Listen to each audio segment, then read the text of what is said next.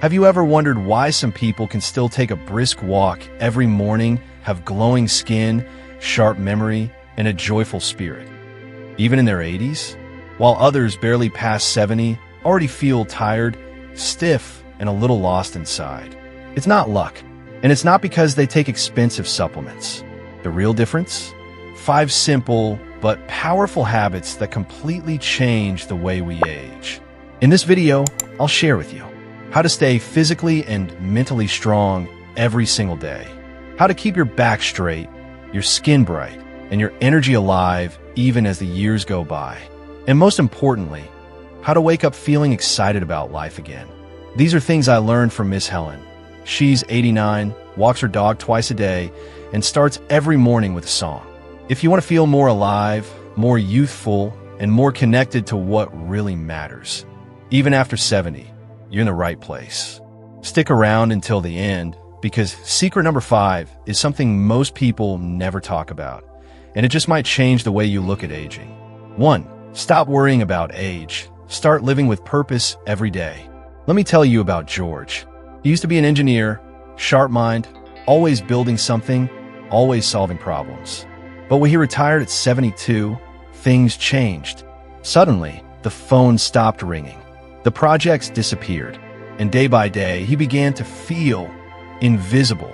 He told me once, "I felt like I was just passing time, waiting for the end. I wasn't needed anymore." That hit me hard, but something shifted when he overheard a neighbor's kid struggling with math. George offered to help, just once, but that one afternoon turned into a weekly thing, then twice a week.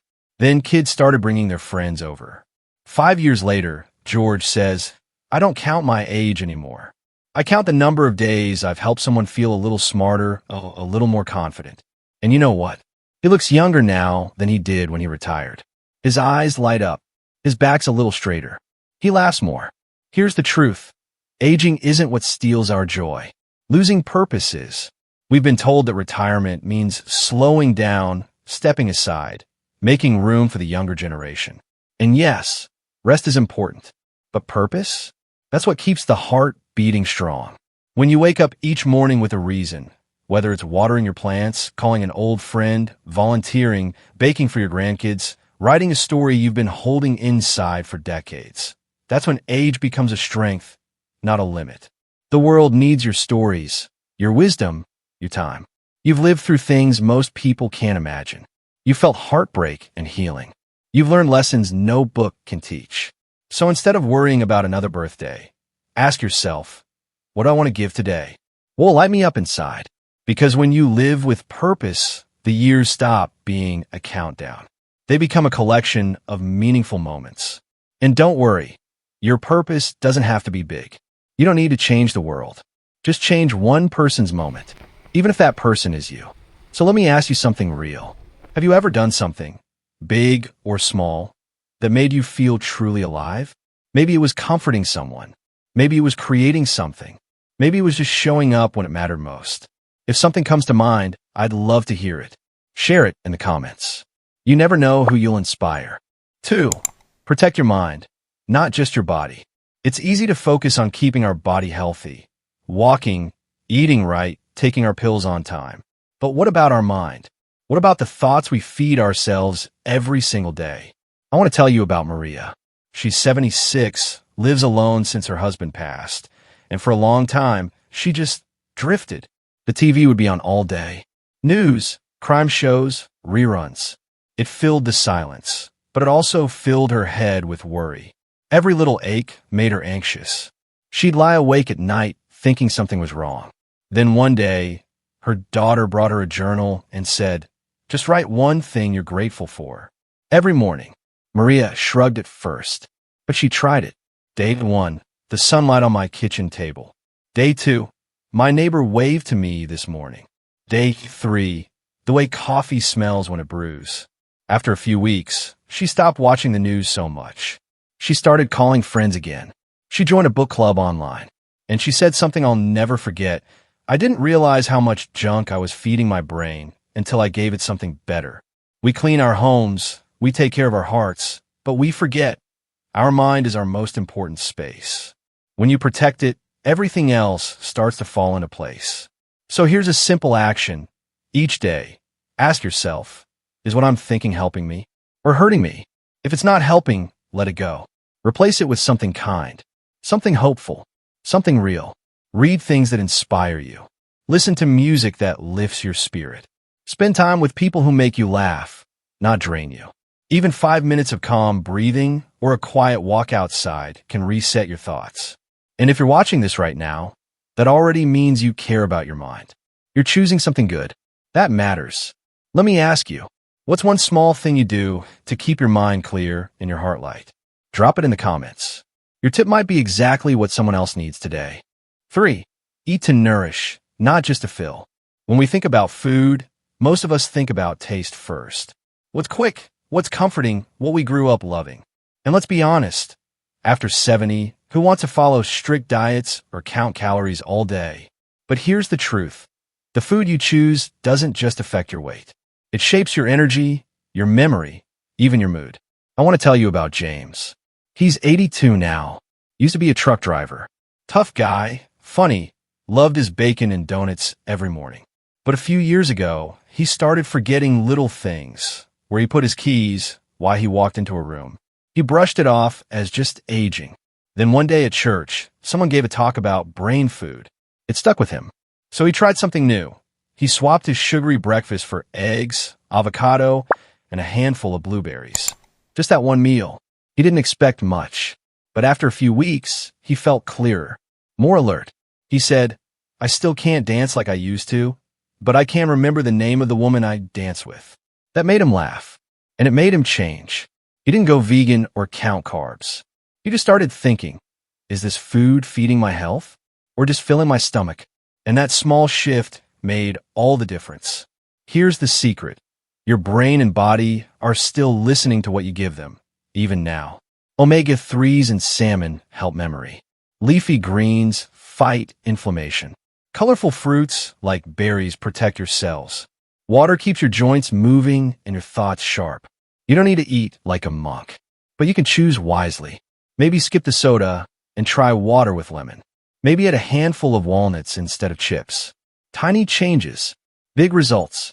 And food isn't just about nutrients. It's about care. It's about saying, I still matter and I deserve to feel good. So here's your action today. Pick one thing. Just one. A swap that feeds you better. And stick with it for a week. Notice how you feel. You might be surprised. And if you've already made a small food change that helped you, share below. Your story might help someone else choose better, too. Because aging gracefully doesn't mean giving things up. It means giving yourself the things that help you shine. For move gently, but move every day. There's a quiet myth that creeps in as we get older, that movement is risky or even dangerous. That past a certain age, we should take it easy, sit more, do less. But the truth? Motion is life. Stillness is what steals it. Let me tell you about Miss Clara. She's 90 now, lives alone, still cooks her own meals, still goes to her favorite bookstore every Saturday. A few years ago, she fell and fractured her wrist. Her kids begged her to move in with them, told her to stop walking so much. But she smiled and said, if I stop moving, I'll stop being me. So she did something simple. Every morning, she puts on soft music, stands by the kitchen counter, and does 10 minutes of slow stretches. Arms up, down, side to side. A few leg lifts, holding the chair. Just enough to feel her body wake up. She doesn't do yoga. She doesn't go to the gym. But every single day, she moves with care and intention. And that's the secret. You don't have to run marathons. You just have to stay moving. Gentle walks, light stretches, even dancing a little while brushing your teeth. Movement helps circulation, improves mood, protects your bones, and sharpens your mind. In fact, research shows that just 15 minutes of daily movement can lower your risk of heart disease, stroke, and even depression. And it helps with balance, one of the biggest keys to preventing falls. Think of your body like a garden hose. If you let it sit curled up, it stiffens. But if you let the water flow, even a little, it stays flexible. You don't need fancy equipment, just curiosity and maybe a pair of comfortable shoes. So here's something to try. Pick a time, maybe right after breakfast or before bed. Play a song you love. And just move. Wiggle your fingers. Roll your shoulders. Sway a little. Feel your breath. This isn't about fitness. It's about freedom. And if you're already doing some kind of daily movement, tell us below, what's your favorite way to keep your body going? Someone else might read your comment and think, I can do that too. Remember, the goal isn't to be young again. It's to stay connected to your body, your spirit, your sense of life. Because as long as you can move, even gently, you're still growing, still becoming, still beautifully alive. 5. Protect your peace. Say no without guilt. One of the hardest lessons many of us learn with age is this. Your time and energy are precious, and not everyone deserves a piece of them. For years, Mr. David, an 82-year-old retired pastor, felt obligated to say yes to every phone call, every family favor, every church committee, even when he was tired, even when he wanted a quiet evening with his crossword and tea. He told me once, I thought being a good man meant always being available. But then, one winter, he got sick. Nothing serious, just a bad flu. Still, for 2 weeks, he didn't have the strength to answer anyone's requests. And something surprising happened. The world went on. His family found other solutions. The committees figured things out. And for the first time in decades, David realized he didn't have to pour from an empty cup. So, he made a decision. From that day forward, he would only say yes when it truly aligned with his peace. Now, every morning, he asked himself 2 questions. Do I want to do this? Will it cost me more energy than I can give today? If the answer is no, he says it gently, kindly, without guilt. Protecting your peace doesn't mean shutting people out. It means honoring yourself enough to set boundaries. It means listening to your body and your spirit when they whisper, this isn't good for us today.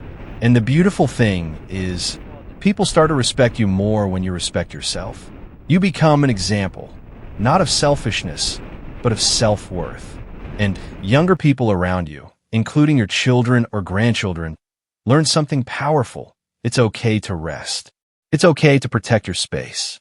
So if you're watching this and thinking, I've been running on empty, I want to tell you, it's not too late to pause, to pull back, to reclaim your peace. Start with something small. Say no to a phone call when you're feeling drained. Say yes to an afternoon nap without guilt. Let someone else handle that errand. Give yourself permission to do nothing and enjoy it fully. Because when you stop trying to please everyone, you'll be surprised how much lighter you feel, how much more energy you have for the things and people that truly matter. And now, I'd love to hear from you. What's one boundary you've set recently that made you feel more at peace? Share it in the comments. You never know who you might inspire. Remember, saying no isn't a rejection. It's a reflection of love for yourself and for the life you still have to live. Let's take a moment to remember the 5 simple but powerful secrets to living healthy and happy after 70. Live with purpose. Move your body every day. Eat well and nourish yourself. Stay connected and share life with others. Keep your mind alive and curious. You don't need to chase youth. You just need to live fully, starting today. If this video spoke to your heart, I invite you to do something simple but meaningful. Click like to help spread this message. Leave a comment. What's one small action you'll start today? Send this video to a friend or loved one. Growing older should feel like living more, not less. And of course, hit that subscribe button for more weekly tips to help you live well, age with joy, and stay strong in every season. You still got so much life to live. Let's make it count together.